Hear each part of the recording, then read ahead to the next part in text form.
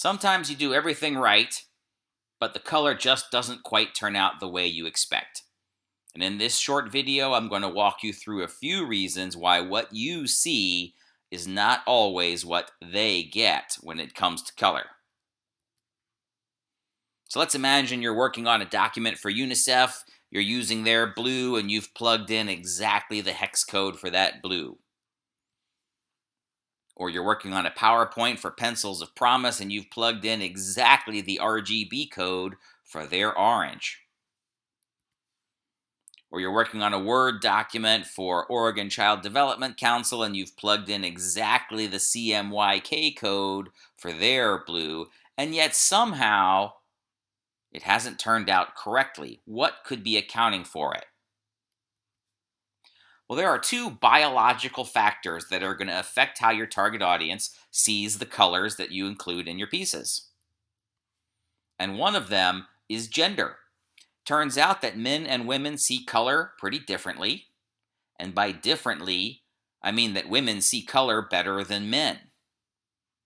Most women have better ability than most men to discern fine differences and subtle shades, subtle tints in the colors.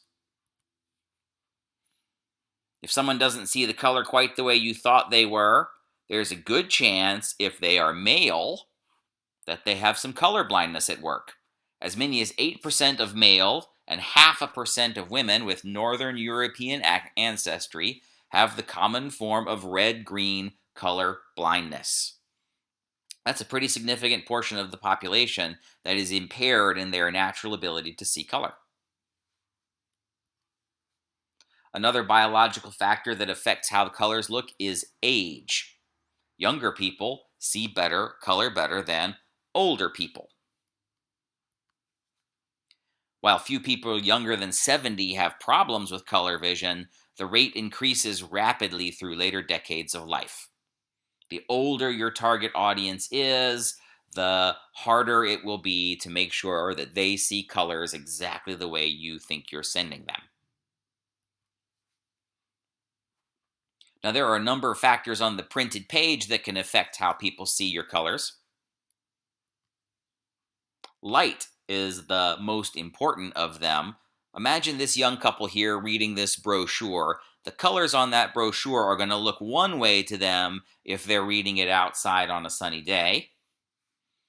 And those colors are going to look different to them if they're reading it outside on a cloudy day.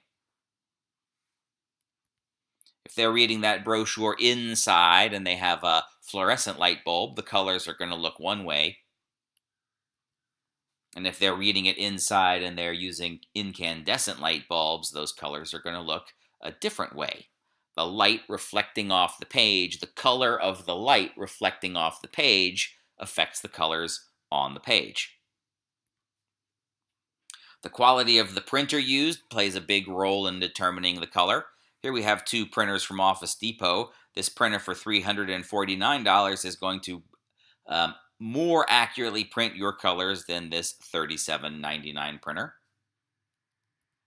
Neither of those two printers will print colors as accurately as this commercial grade printer. This is what you would see at a Staples or a FedEx, Kinko's, or some other local digital print shop. And this printer right here isn't going to work nearly as well as an industrial grade commercial offset printer, which fills a whole room.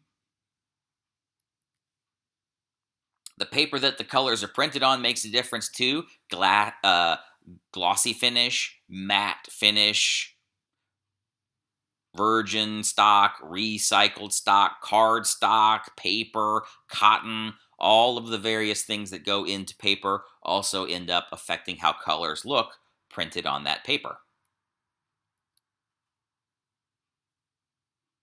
The screens that your colors appear on can make a big difference in how your target audience perceives your color.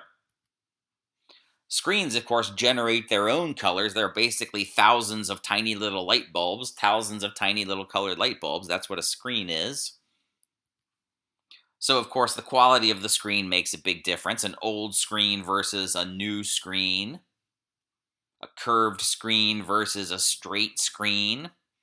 An expensive screen versus a cheap screen. All of these things affect how color appear.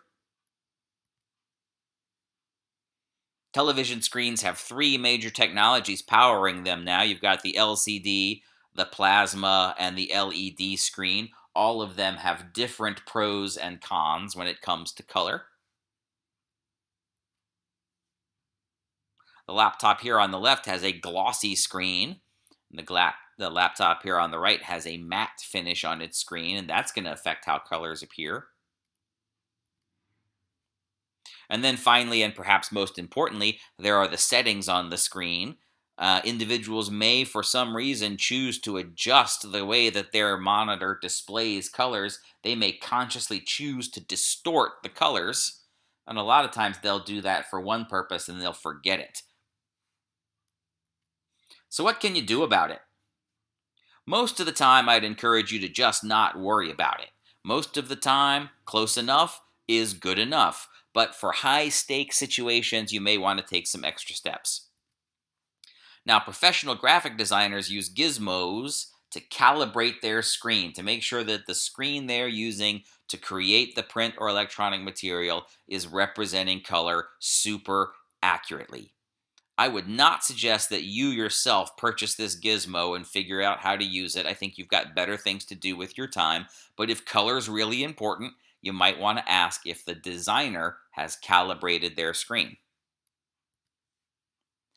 There's another thing that you can do for the printed page, and that's to check and approve the printer proof. If you're going to a commercial printer, you can ask them to give you a printer proof. That's basically a test run off that printer, and you can check how the colors that they're printing compare with the colors that you hope they're printing. If you're preparing electronic materials that are going to appear on a screen, and the colors are really important, you do have the choice to use web-safe colors. There is a set of 216 web-safe colors that will work well on the oldest of monitors. Now, these colors go all the way back to the 90s, and we don't hear much about web-safe colors anymore.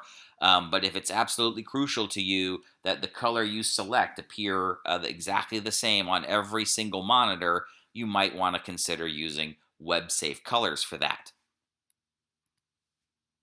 But most of the time, this is what we're going to encourage you to do. Cross your fingers and hope it looks pretty good. There are so many different factors out in the world that can influence how your audience sees the color that it's hard to control for all of them. And 99 times out of 100, a slight difference is not going to make any difference. Good luck.